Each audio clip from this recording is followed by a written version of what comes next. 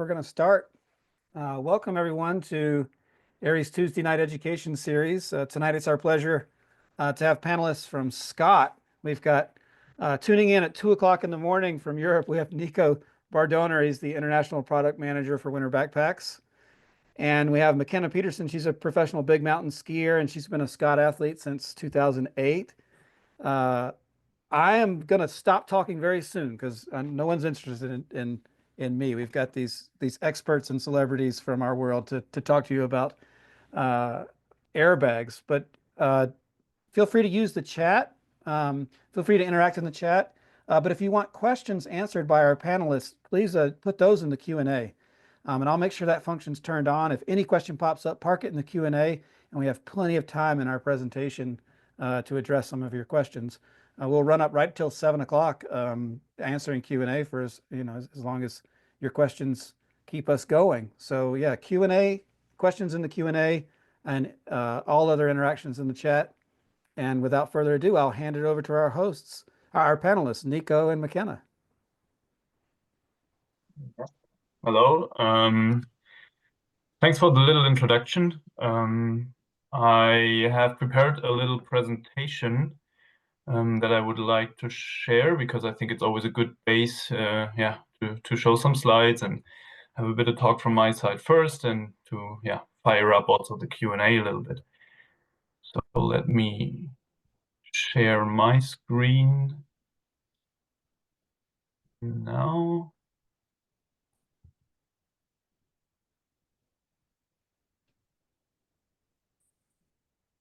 I think it should work now. You should see the introduction slide. Perfect. Welcome from my side. Ron introduced me briefly. I'm located in Europe. It's quite late already here. And as you can hear, I'm not a native speaker, so excuse me if not everything is maybe perfect in the way I pronounce myself, and but I think we can have here a super nice, informative webinar tonight. We will talk about the question: should your safety kit include an airbag? And I've prepared a little agenda for you, and I would like to talk to you a little bit about the history, where the whole topic with avalanche airbag backpacks is coming from. I would like to explain a little bit how they work, in general, the concept of it, some general things of the system. There are mechanical systems, there are electronic systems in the market. Where are the pros and cons, which is maybe interesting as a buying decision if you consider buying one for yourself. I have a short slide also about the certification of those backpacks, that you can also be assured that all products on the market have a very high standard in terms of safety. And in the middle part, it's about the general question of this webinar. So why should you bring one if you're skiing in the backcountry? I have some scientific studies, just briefly, not very long, and a bit of sum up with the benefits of the avalanche airbag backpacks, but also some limitations that we have to consider. And then we have our big highlight for this evening, an athlete point of view with McKenna. After that, we draw a quick conclusion, and then we should have plenty of time for the Q&A, I hope. Before I jump in now into the first part, the little history outbreak, I just would like to say a couple of words why we from Scott are part or hosting now today this webinar series. Scott Sports was founded in 1958. Back then, being very innovative in the field of the ski poles, aluminum ski poles. Later also it went into goggles and also into other product categories.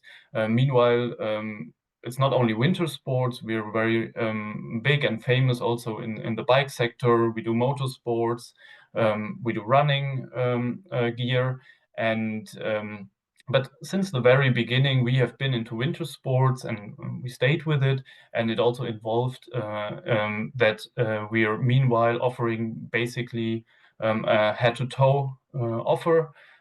So at one point also Avalanche backpacks were coming in, and then also Avalanche backpacks. That's a little bit why, yeah, we are hosting tonight. And from there, I would like to jump a little bit into the history of Avalanche backpacks, which dates back quite a bit of a time.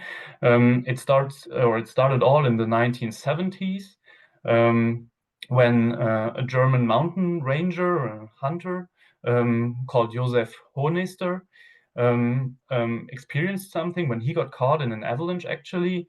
Um, without any injuries in the end. But he had hunted deer on his shoulders, carrying it down from the mountain. And while being caught in this avalanche, he realized that he would stay up, basically on top of the avalanche, due to this increased volume of the deer on his back. And this somehow seeded the idea of maybe a device that could help in these difficult situations. And from there, he developed, or he did some further trials and tests, and developed some prototypes himself. He experimented with balloons and water canisters. And in the end, in May 1973, he also registered a patent in Germany for a device for the rescue of individuals in avalanches. This would be the translated title from German. And you can see him on the right side. The picture looks a little bit like it's from the 1920s rather than the 70s, but this is the traditional clothing of that time from German mountain rangers or mountain rangers in the Alpine area. So this is a bit the start of the whole thing. In the end, Josef Hohnester himself did not, at least significantly go ahead with his avalanche backpack invention. In the 1980s, then another German skier and entrepreneur, Peter Aschauer, acquired the patent, and he founded ABS, and the brand ABS is still on the market. So yeah, we still know the products of ABS. And actually in 1985, so a couple years later, after the development phase, they launched the first fully functional cartridge avalanche airbag, and they launched it and presented it at the sports trade fair ISPO. So the whole thing got commercialized, and this product category, let's say, was born. And if we start from the initial brand from ABS, going then into the 1990s and also beyond until now, a lot of other brands were getting into the game, and also multiple cooperation starts. And this is also what we still see now in the market. So one other big brand that is currently that you can find in the market and that you see is Albright. It's also our system partner, where we have a very strong and already since a long time relationship with them. Also our Swiss neighbors here in Switzerland, Mammut, were in this game. Another example, I just put some brands here to give you some examples, is, for example, Arva, that we're getting into the game later on. We had Black Diamond and Peeps. They were working together on the Jet Force, an electronic system. More to this a bit later. So already here you can see that more brands were getting into the game, and also cooperation starts. And also we, Scott, were always working in cooperations, first with Mammut and then with Albright. I have one more slide for this then. And for example, just lately, also the brands Orthovox and Arc'teryx were forcing to create a new product with a Litrix system together that they now distribute on each brand. And then there are actually much more brands. I named some, no matter if it's more from the US or North American market or more from the European market. There are many more. Most of the brands are really working in cooperations with others, or they work with system partners like Albright. So there's actually quite a big selection of, in the end products of backpacks you can buy, you can purchase, but it's often linked to cooperations and brands working together for developing here. Maybe just a quick introduction to our history here at Scott Sports. As I mentioned, we always worked also with cooperations. So in 2014, so MY model year for us, 2014, we had a cooperation with our Swiss neighbors, Mammut.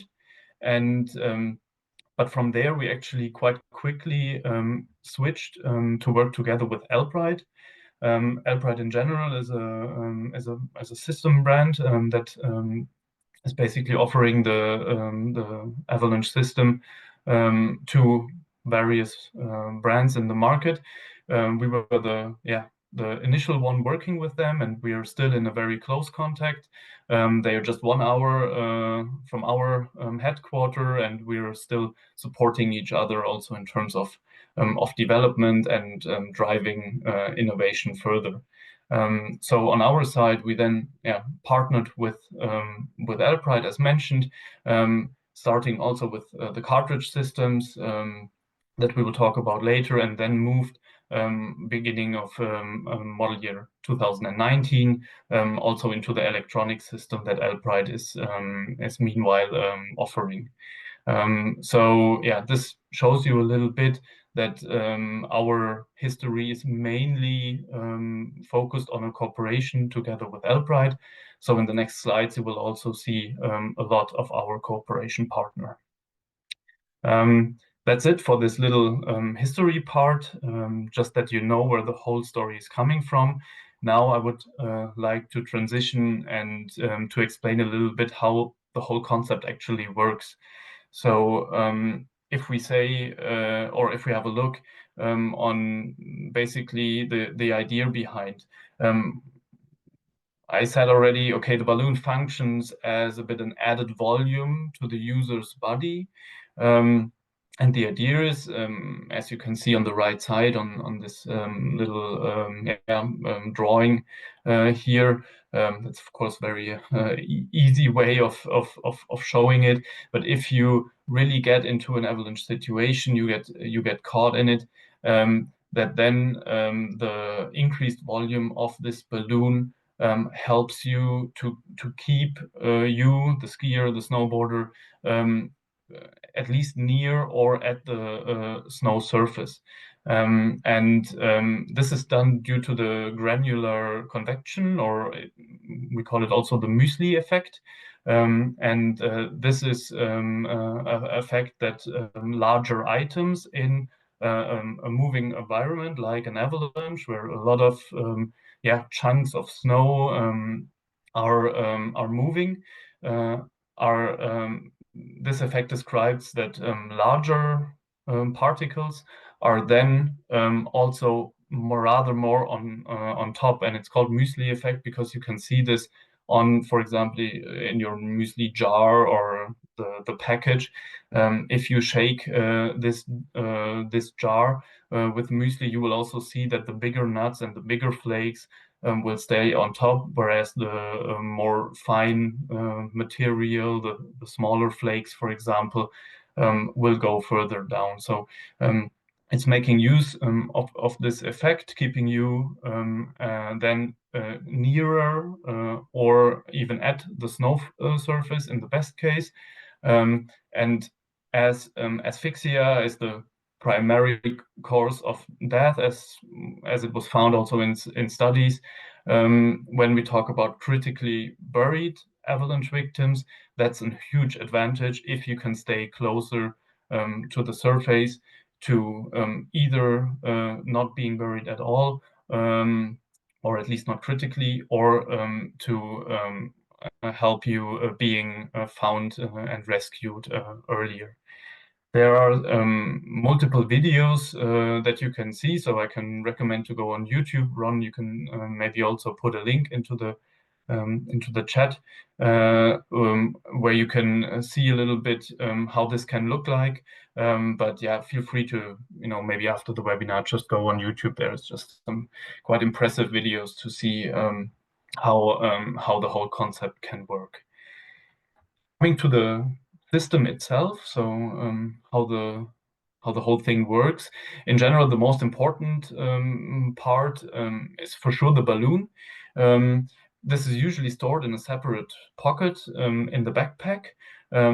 I'm talking here now mainly about our system, the Alpride E2 system, an electronic backpack system, where we have a 162-liter balloon, so it's really, really huge. That's around 42 gallons.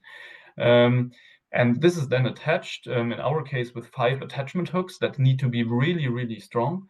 So we have a connection strength of over 1,000 American pounds. And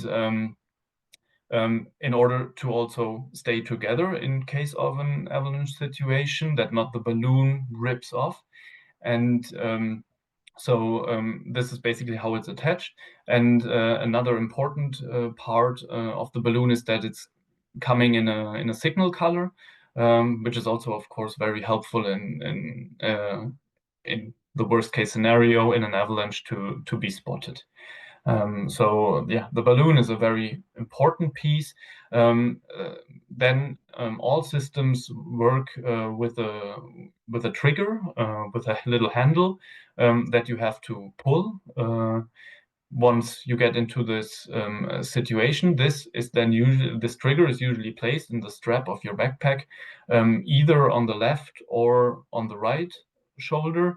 And depending on if you're a right-hander, left-hander, snowmobiling or not, so this you can change yourself as you want, and it's also adjustable in height usually a little bit, that you can really make it comfortable for you to really have a good pattern of reaching this handle on your shoulder, depending on which hand you want to use.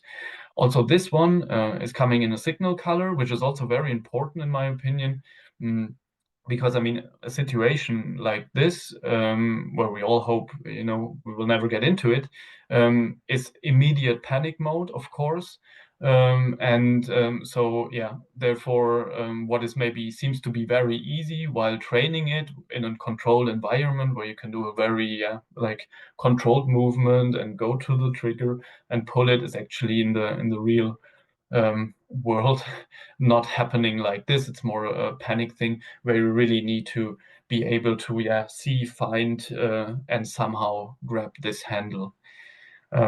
So a small piece, but of course very, very important. We will also see this then when it comes to the studies.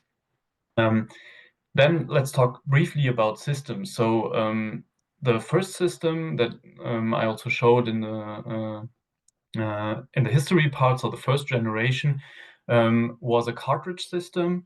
So it's gas cylinders or cartridges that are then, after triggering, opened and that are filling the balloon. The gas can be different. It can be argon, it can be CO2, it can be nitrogen. But the system itself is a bit comparable to life vests that we know from airplanes. So there are no electronic parts needed. It's really a purely mechanical system with springs that you release that then open the gas cylinders and fill the balloon.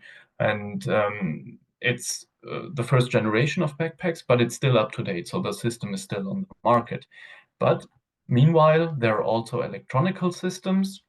So this is a bit the evolution, and at least on our side, and also Alpride in general, but also what we hear from dealers in terms of what the consumers what the customers are buying, we know that the electronic systems are currently meanwhile leading the market in terms of sales. Here, a fan is filling the balloon with outside air that gets sucked in and then into the balloon. These can be powered by so-called supercapacitors. That's what we have in the Albright E2 system, or for example also lithium batteries like the JetForce. As mentioned, our system that we are working with, the Albright E2, uses supercapacitors. Here, it's a way of storing energy without a chemical reaction.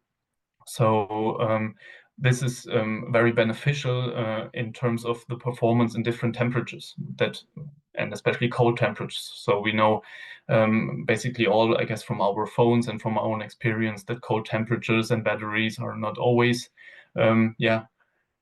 the best combination. So supercapacitors are here a good thing. They're also very lighter than lithium batteries. On the other hand, they need quite some volume to store enough energy to then properly fill the balloon. But this is basically the system itself, how this works. As I mentioned, I think it's important for you, especially if you're considering to maybe purchasing a backpack soon, to talk a little bit about pros and cons of electronical and mechanical systems. And on the electronical side, I think one big advantage is that you can have within one charge round. Once the backpack is fully charged, you can have multiple inflations. So imagine being on the mountain, coming into a situation, maybe not even something happens, but you have the feeling something could happen, or you pull because you have the feeling something gets loose around you or underneath you. You pull, it inflates.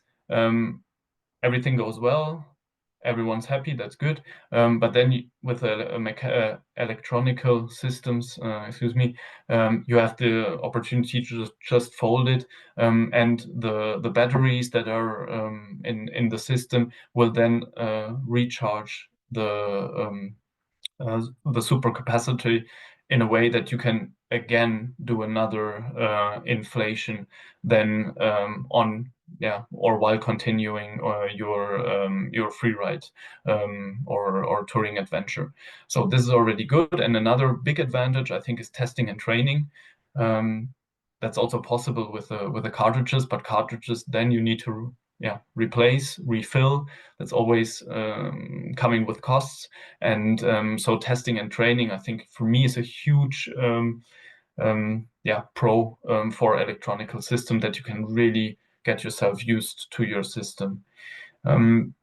Another advantage that we have on the electronical side is the airbag deflation. So after 3 minutes, the airbag deflates automatically, so it releases through a valve the pressure of the filled balloon, and this can create an air pocket that then gives you potentially again a higher chance of being rescued, or it at least prolongs a bit the time to help you getting rescued in case you are fully buried, even with the balloon. Something that's also quite easy then is air travel, whereas gas cylinders sometimes can be an issue if you want to go on an airplane with it. On the limitations side, it's an electronic system, so it requires charging, it requires batteries, and you need to maintain this. You have to charge it. There is currently an ongoing topic with electronic interferences with the beacon, where I know that all the brands, Albright, is anyway here in a very good spot already now, but also all the other system providers are working on to minimize these interferences as much as possible. But it's for sure a topic. So also here, checking for software updates and updating these things is also something that I would sum up under the word maintenance of the backpack, which is maybe a bit more than on a mechanical system. On the electronic systems, you also have a higher initial cost. You can calculate a couple of hundred US dollars more retail price for an electronical system compared to a mechanical one, and the weight is often also slightly higher, and also the volume. So there are a bit the limitations. The mechanical side also, of course, has some pros, which are the liability. As I mentioned, it's not electronics. It's quite a robust system that is really reliable. As mentioned, the weight is a bit better here, and we have at least a lower initial cost for the purchase of the system or the backpack in general. But as I mentioned, you have to think about cartridges if you want to train with it, if you want to test it, if you have to use it, then you have ongoing costs for refilling or changing the cartridges.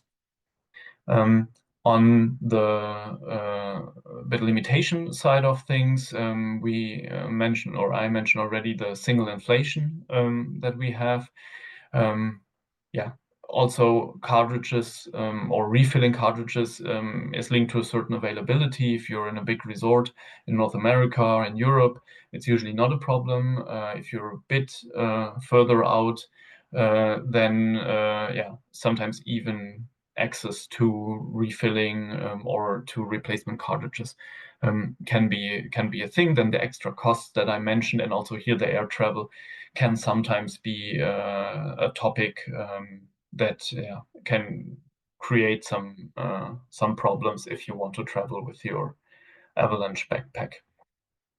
As I mentioned, just a quick slide also to the safety where I thought it's also interesting for you, because all of these backpacks are considered as personal protective equipment.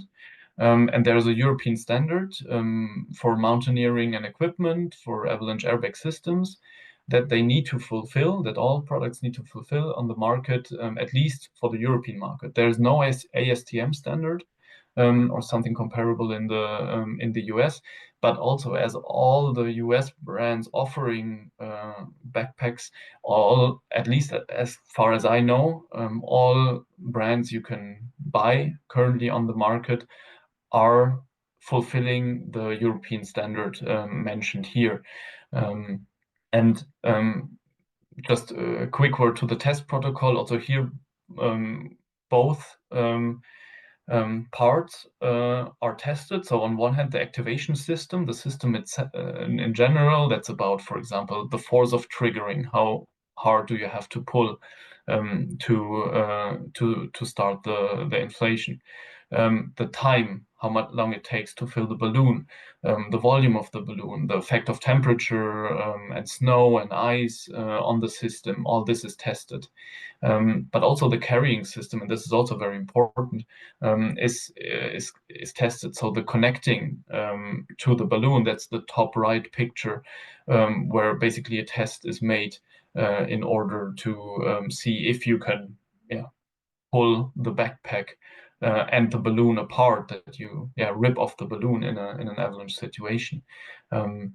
Or also the pull-off strength, if in an avalanche situation where huge forces are in place, that the whole thing is not getting pulled off of your body and you lose the whole thing.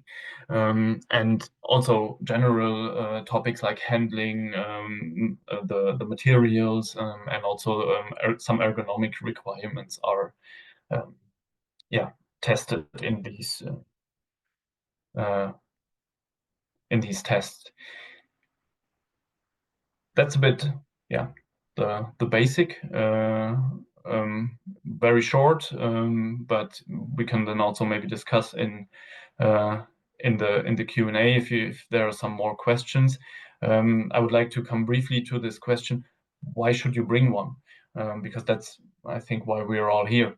And as I said, scientific studies are always a good thing to take into consideration. So there's this scientific study from Hegeli and others from 2014. It's already quite old, but it's probably the most valuable one that we still have until today.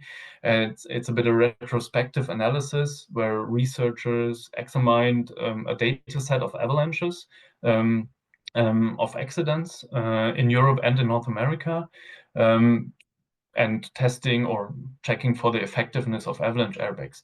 And here the conclusion was that although the impact on the survival was a bit smaller than previously reported, here they are referring to some other studies, the results in general still confirm the effectiveness of these of the airbags. And that's also interesting, the non-deployment, so not triggering, remains the most considerable limitation to this effectiveness. So there were a lot of cases where people had the airbag but were not able, or they did not pull the handle and they did not open the airbag. And this comes back to the topic I mentioned with the testing and training, which is so important with that. Another study that I found was then more a review study. So it was checking basically available data and all the studies that are a bit out there in the field from Di Stefano and others from 2023. So that's quite new. And also they came to the conclusion that avalanche airbags seem to be really an important tool in reducing the mortality in backcountry expeditions. They also state that more research and standardized data collection is needed to fill the knowledge gap. And one part of this conclusion was also that the correct use of airbags in combination with already available tools such as transceivers, probes, and shovels is highly recommended. So, and this is for me very important to mention already here, that the general education going into the backcountry is absolutely must, and then an avalanche backpack is an on top additional thing. Another interesting study was about the topic with the active deflation. So when after 3 minutes the pressure of the balloon gets reduced in order to create this air pocket that then might help. So they did an experiment actually with 12 participants to elevate this air pocket and effectiveness to potentially prevent asphyxiation. And also here they came to the conclusion that the avalanche airbags that were used in this study really creates this air packet, and that it appears to delay the asphyxia. And this could allow the extra time for the rescue and also could improve the overall survival of avalanche victims. So that's also an interesting story. I think Ron has the links to at least the abstracts, so you can check this then a bit later on. Let's sum this up a bit with benefits. So we have seen there are increased survival chances if you bring an avalanche backpack and you get into the situation of being caught in an avalanche. It reduces the likelihood of being buried, at least deeply, and therefore suffering from asphyxiation. So this increases the chances of getting rescued. Another thing that we didn't mention so far, but it's also another benefit, is that the balloon in the neck area can also potentially protect the user, the skier, snowboarder, against trauma. And we know trauma is also a very dangerous part in the game. And then what I mentioned just now, the air chamber when buried with electronical system is also a big benefit besides the increased visibility due to the signal color of the balloon. Coming to the limitations, which is for me very important to consider as well, is that it's potentially influencing your risk management. And I think that's a very, very good topic. As I said, it's not replacing education, it's not replacing doing a proper touring planning, being informed about the avalanche risk, about the weather, checking forecasts, and training with all the gear that you have. Because what you should not do is basically saying, okay, I have an avalanche backpack, so I will drop into this couloir now because whatever, I can pull the trigger. Because as I mentioned, trauma is another big cause for severe injuries in avalanches. So I don't know, getting pulled into a rock or pushed into a rock, pushed into trees, getting dragged over cliffs, rocks, or something like this is very, very dangerous. And here the balloon cannot help basically at all. So that's why it's not a guarantee that it will help you. And this also needs to be considered. It's not replacing your standard safety kit. That's clear. And then we've seen it in the studies. If we don't trigger it, there is no benefit. It will not help if you just wear it, and in the situation you don't do it. So testing it and training it is a big thing. I can only repeat this once again. And then, of course, maintenance, as I mentioned, if you have such a product, you also need to maintain it. And this can be sometimes for some people a limitation.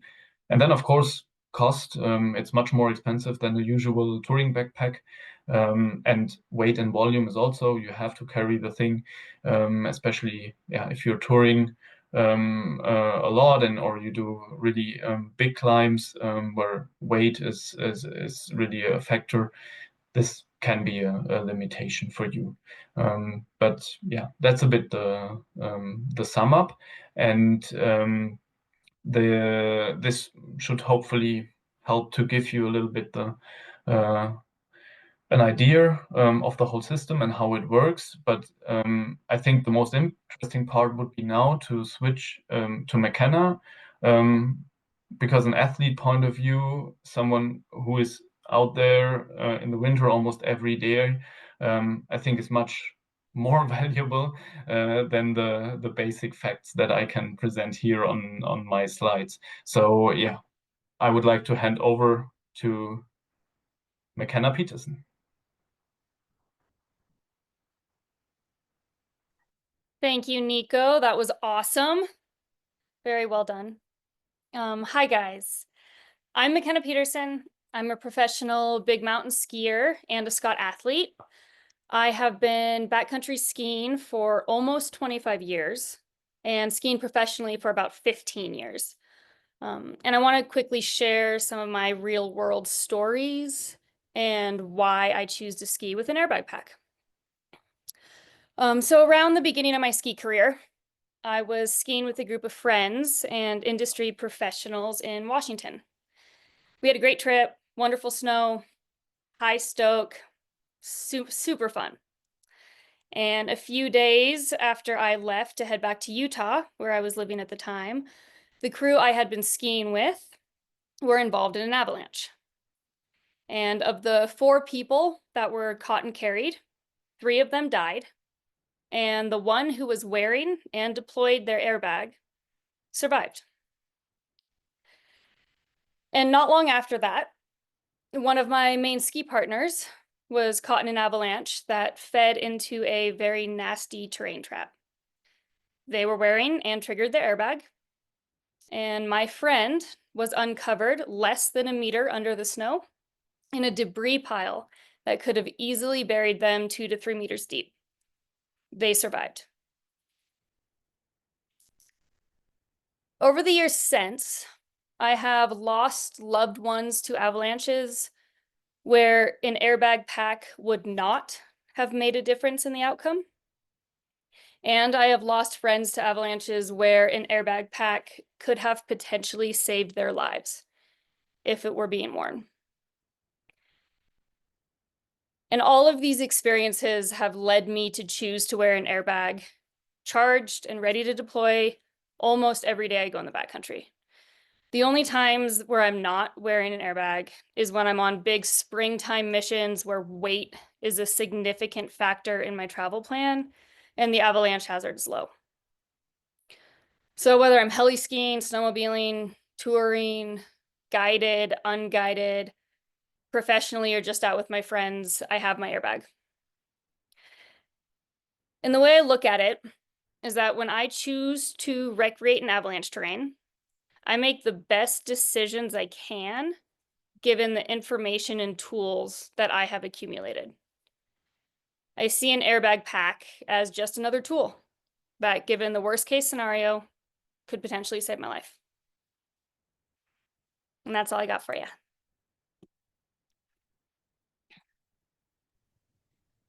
So I think Nico and I have just kind of a little wrap up of what we both touched on here.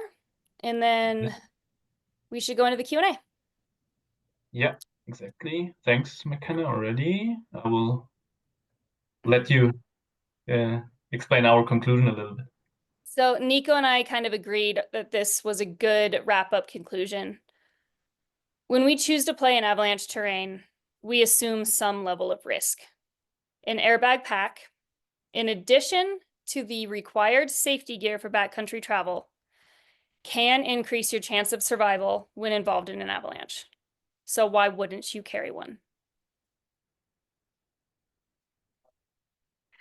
Let's go with questions. Yeah, let's go with questions. Nice. Our recommendation, of course, is a Scott backpack if you decide to get one. Our petrol E2 30-liter would be a good call. But yeah, from there, thanks from my side already for listening. And yeah, I think Ron, you will now Yeah. moderate this a little bit, right? Our little Q&A Yeah, session. we've got quite a few questions here. And some of them you've answered a little bit, so your answers can be quick. First from Jimmy, he asks, while on a ski tour with a mechanical airbag, can you carry extra CO2 cartridges and get a second deployment out of it? Or can you do that in the field? Yeah, basically, you can at least from the Albright system, you would need a little tool to reload the springs that are in the backpack. Potentially, yeah, you could do this if you do it in the end. I don't know, maybe McKenna, you can give your input if you would bring them. I think it's a weight topic in the end as well. I'm not sure if yeah, usually everyone is bringing a spare pair. Yeah, when I was using mechanical airbags, I was not bringing spare cartridges with me into the field because of a weight and space hindrance. Also with, some airbags, the ones I was using at the time, there were O-rings involved that you would need to replace, and that's just not something that I want to do out in the field. Cool. Jimmy asks next, do airbags make any significant difference in protecting the victim against trauma? And you did hit that in a couple of your slides, but maybe just a little explainer on how they protect from trauma, if at all.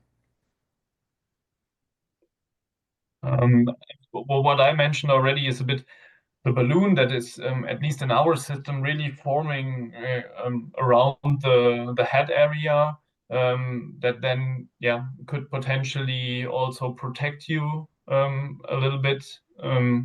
But to be honest, here there are no studies so far right now. That's basically, yeah, potentially it could help you.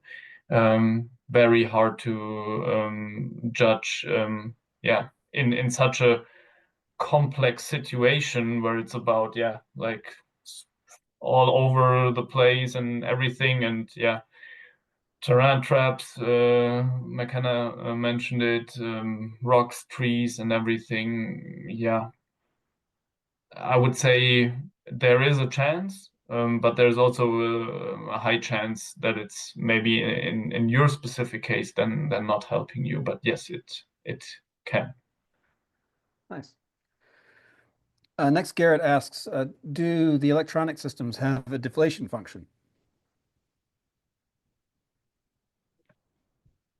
The electronic systems have a deflation. Yes, yeah.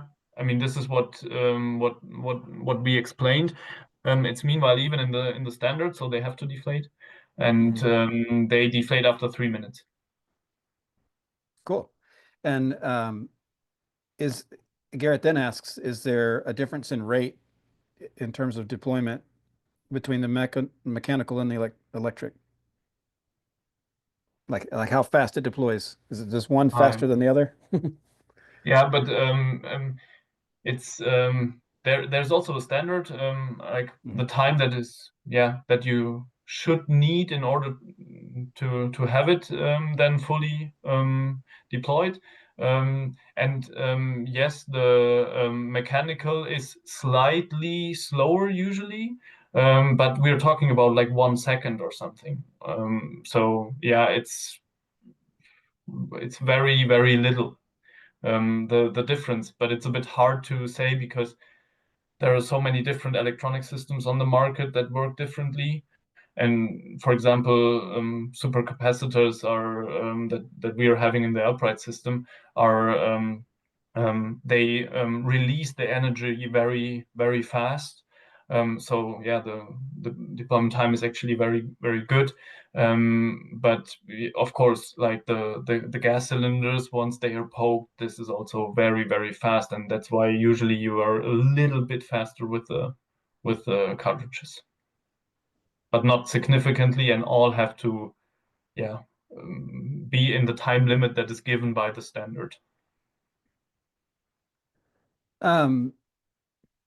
Next, David asks, he appreciated the story about the meter deep burial, McKenna, and he wonders if there are any stats on airbags and full burials. And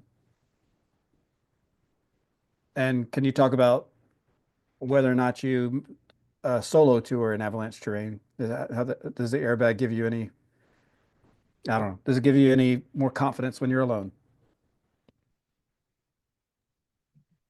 I can answer the solo tour in avalanche terrain. And then I think maybe Nico should talk about the studies. He's more read up in the science of it. I do solo tour. I do sometimes solo tour in avalanche terrain.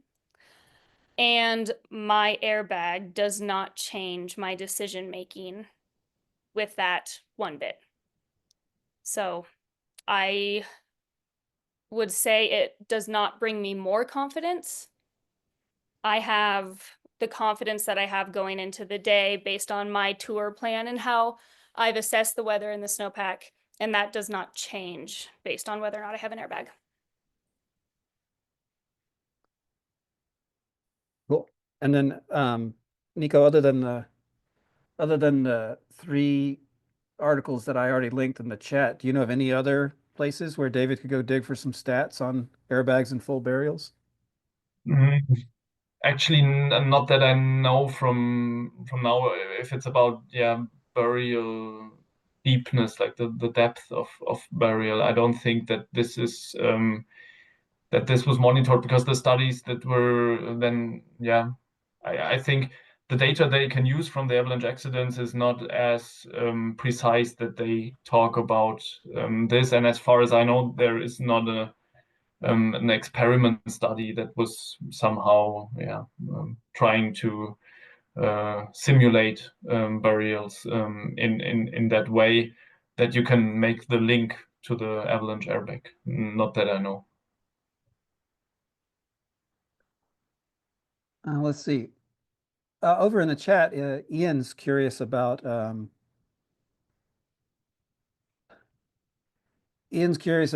the the airbag system factors into the advertised pack volume. So if his pack is, if he's purchasing a 40-liter pack, is some of that space taken up by airbag system, or does he get to put 40 liters more stuff in with his airbag? I think that's for me, this question.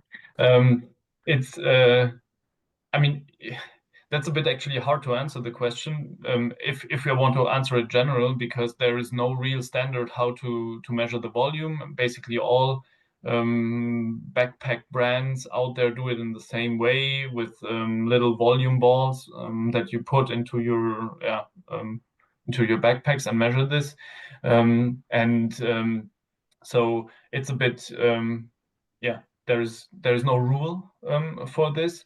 But for example, we are just working on an update of our backpacks. We've just been to our supplier, and yeah, we take this out because we say, yeah, for us, I mean, you buy this backpack because of the system, so it's also that you will always carry it with you, and that's why we try then to have the volume basically just free for your personal stuff.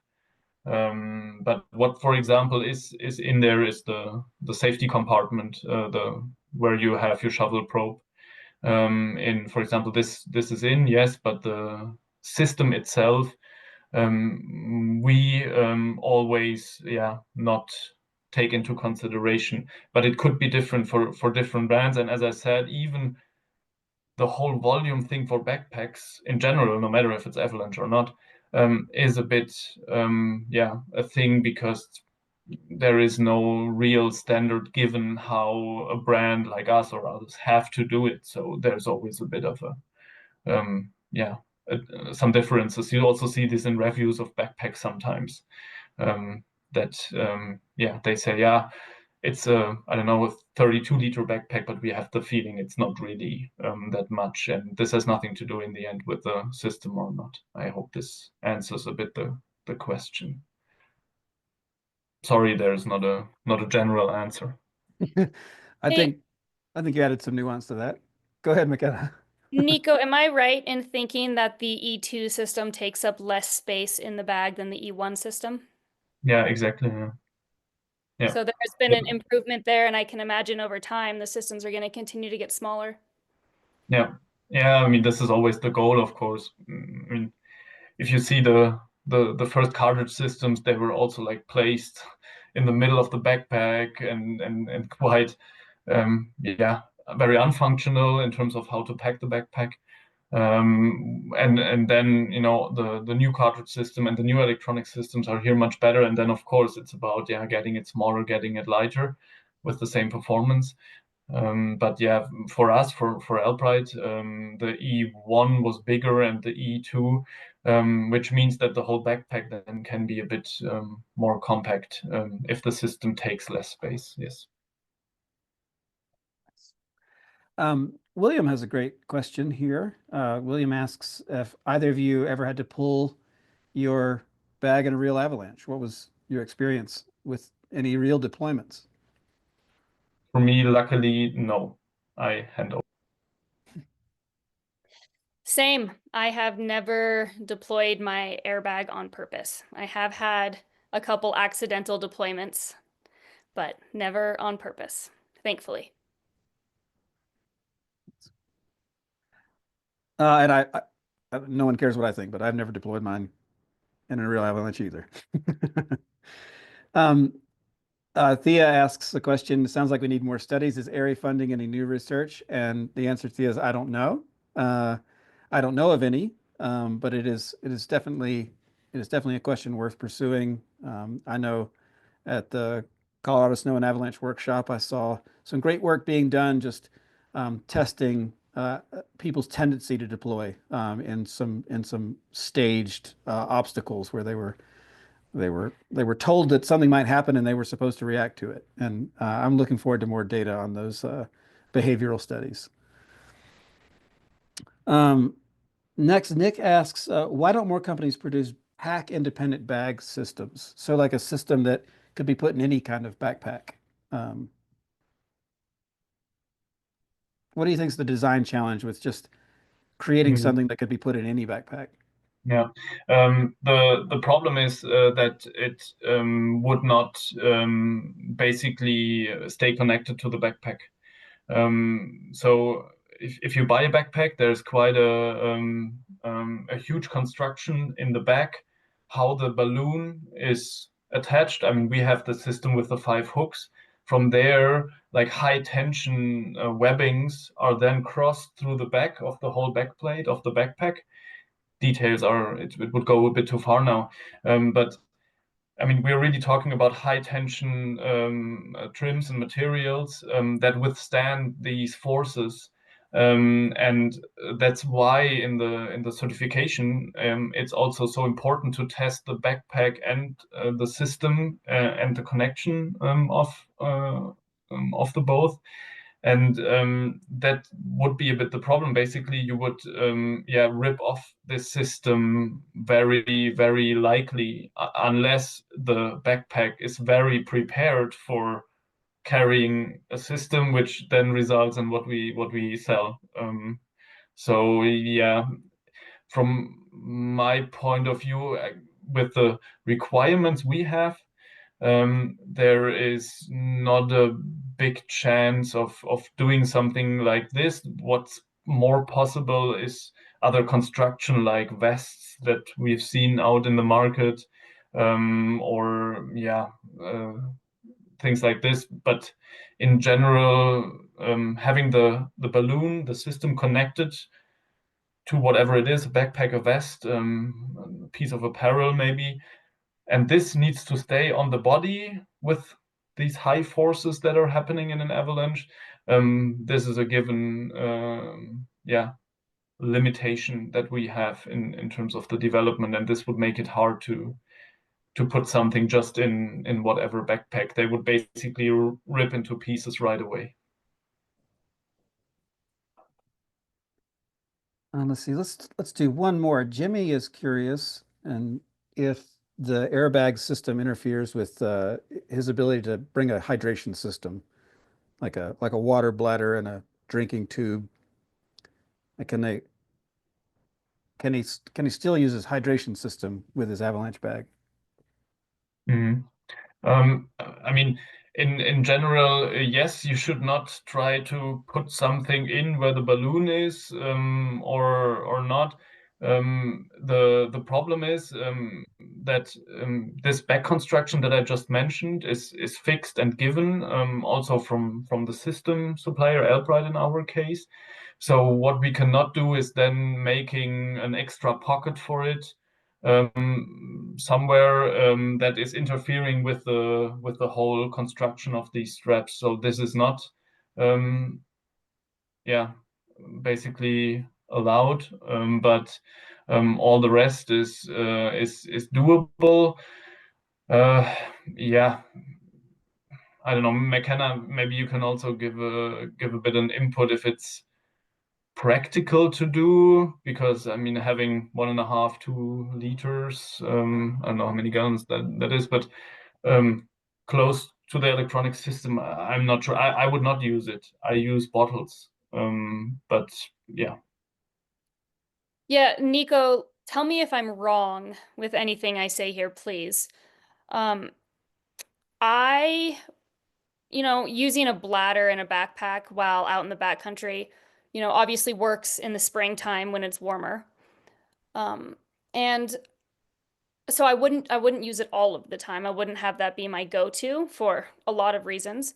But then when it comes to interfering with the airbag, I don't see there being an issue because the trigger for the airbag comes out of one strap and the other strap is open and available to access inside the backpack.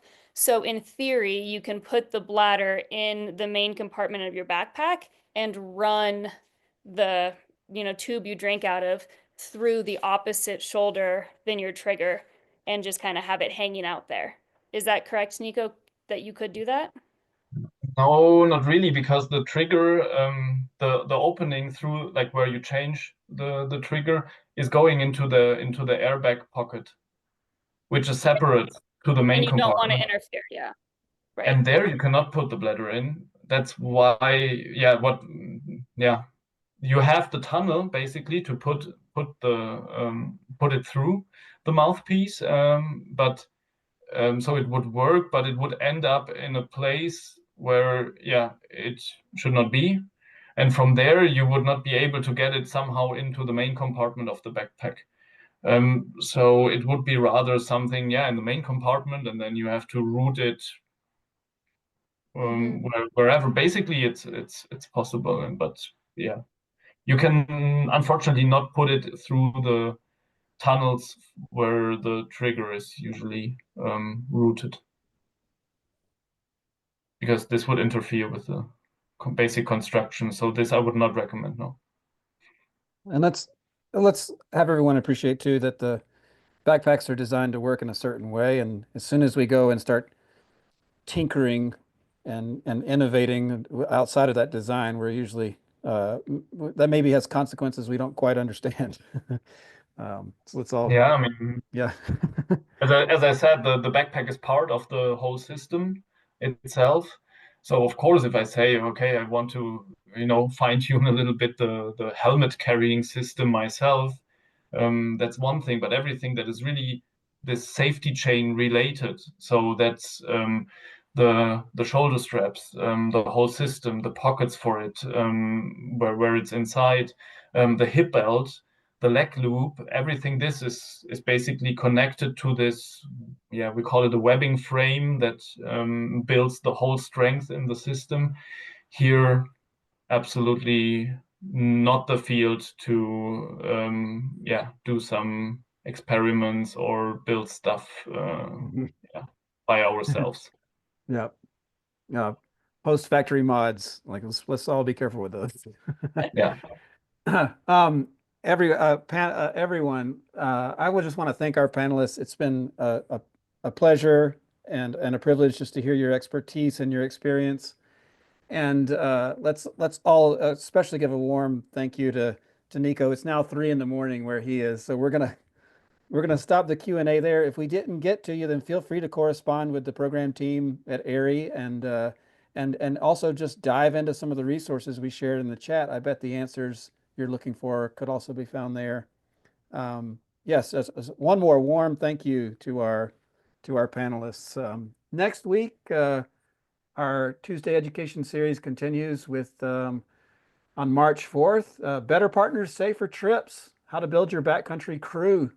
And that's with our friends at Slab Labs. So tune in next week and we're going to keep the education going. Thanks one more time to our panelists. Scott. Thank you, guys. Thank you, everyone. Have a good evening. All right, we're closing it down. Good night.